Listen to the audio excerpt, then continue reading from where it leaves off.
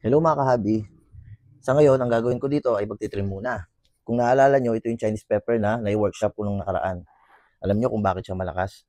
Dahil gumagamit ako ng NutriCoat. Ayan ang NutriCoat mga kahabi. Nasa NutriCap.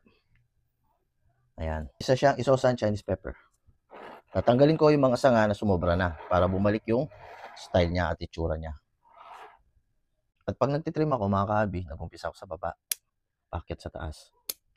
Para mas matansya ko siya ng mabuti at makita ko kung ano talaga yung mga kailangan at hindi kailangan na kailangan tanggalin. Tulad nito, doon siya sa loob, kailangan siyang tanggalin. Ito yung mga kahabi, nasa taas na ako. Sa apex niya, o crown kung tawagin nila. Ayan, flex natin. Ayan, flex natin mga kahabi. Siya, ang aking isosan Chinese pepper. At shoutout pala sa mga kahabi natin na si Marvin Troy, Tolongis, kay Bonsai J, shoutout sa'yo, kay Sherwin, kay Kichi, kay Mark Anthony Rapin Tucson, John Andre, Mac Mac, at kay Kramdu. Homies ko yan, nakahabi rin. Mabuhay kayo mga kahabi. At yun lang, happy bonsai. Thank you.